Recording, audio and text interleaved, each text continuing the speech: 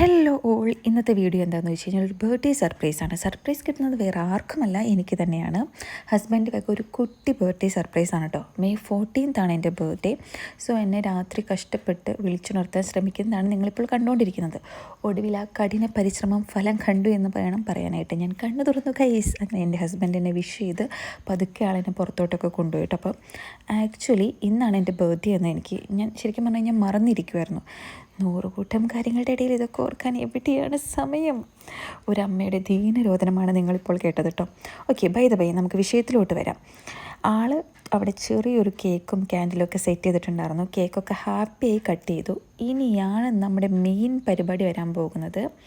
എന്താണെന്ന് വെച്ചാൽ എന്തായിരിക്കും? വേറൊന്നുമല്ല, നമ്മുടെ ബർത്ത്ഡേ ഗിഫ്റ്റ്. ഇവിടെയാണ് ഞാൻ ശരിക്കും സർപ്രൈസ്ഡ് ആയത് കേട്ടോ. ഞാൻ ഒരിക്കലും ഇത്തവണ ഒരു ബർത്ത്ഡേ ഗിഫ്റ്റ് പ്രതീക്ഷിച്ചിട്ടുണ്ടായിരുന്നില്ല. കാരണം മെയ് മാസം എന്ന് പറയുന്നത് ഞങ്ങളെ സംബന്ധിച്ച് വളരെ ചിലവേറിയൊരു മാസമാണ്. മോൻ്റെ ബർത്ത്ഡേ, എൻ്റെ ബർത്ത്ഡേ, ഞങ്ങളുടെ വെഡ്ഡിങ് ആനിവേഴ്സറി എല്ലാം വരുന്നത് ഈ മാസമാണ് കേട്ടോ. അപ്പോൾ മോൻ്റെ ബർത്ത്ഡേ കഴിഞ്ഞിട്ടേ ഉണ്ടായിരുന്നുള്ളൂ. അതിൻ്റെ പരിപാടിയും സെലിബ്രേഷനും ഒക്കെ കഴിഞ്ഞ് ഒന്ന് ഓക്കെ സെറ്റായിട്ടേ ഉണ്ടായിരുന്നുള്ളൂ. അപ്പോഴേക്കും അതിൻ്റെ പുറകെ തന്നെയാണ് എൻ്റെ ബർത്ത്ഡേ വന്നത്. സോ ഞാനൊരു കേക്ക് കട്ടിങ് മാത്രമേ പ്രതീക്ഷിച്ചിട്ടുണ്ടായിരുന്നുള്ളൂ. Birthday ഗിഫ്റ്റൊന്നും expect ചെയ്തിട്ടുണ്ടായിരുന്നില്ല. പക്ഷേ എൻ്റെ എക്സ്പെക്റ്റേഷനൊക്കെ തെറ്റിച്ചു. എനിക്ക് ഇത്തവണ തന്ന ഗിഫ്റ്റ് കിടിലം എന്ന് വേണം പറയാനായിട്ട്. കാരണം ബ്യൂട്ടി പ്രൊഡക്ട്സ് ആണ് ഇത്തവണ എനിക്ക് കിട്ടിയത് കേട്ടോ. അതും ഞാൻ ഒരിക്കലും പ്രതീക്ഷിക്കാത്ത, അതായത് എൻ്റെ ഹസ്ബൻഡ് കയ്യിൽ നിന്ന് ഞാൻ ഒരിക്കലും ഇത് എക്സ്പെക്റ്റ് ചെയ്തില്ല.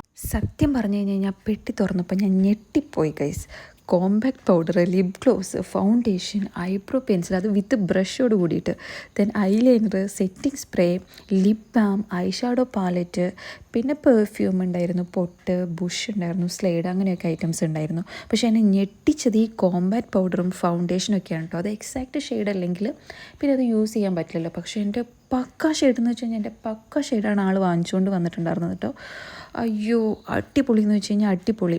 ഞാൻ വിചാരിച്ചത് ഇതിനെക്കുറിച്ച് വലിയ ധാരണയൊന്നും ഇല്ല ആൾക്കെന്നാണ്. പക്ഷേ എന്നെ ഞെട്ടിച്ചുകൊണ്ടാണ് ആൾ എല്ലാം പക്ക എനിക്ക് മാച്ചായിട്ടുള്ള സാധനമാണ് എല്ലാം ആൾ വാങ്ങിച്ചുകൊണ്ട് വന്നിട്ടുണ്ടായിരുന്നത്.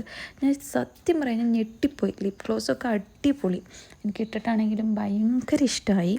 അപ്പോൾ ഇത് വച്ചിട്ട് ഞാനൊരു ഗെറ്റ് റെഡി വിത്ത് മീ ചെയ്യണമെന്നാണ് വിചാരിക്കുന്നത്. നാളെ ബർത്ത്ഡേ ആയിട്ട് രാവിലെ ഒന്ന് അമ്പലത്തിൽ പോകുമ്പോൾ ഇത് വെച്ചിട്ട് ഒരുങ്ങി പോകാമെന്ന് വിചാരിച്ചു. ഈ സെറ്റിംഗ് സ്പ്രേ ഒക്കെ ആൾ എവിടെ നിന്ന് കണ്ടുപിടിച്ചു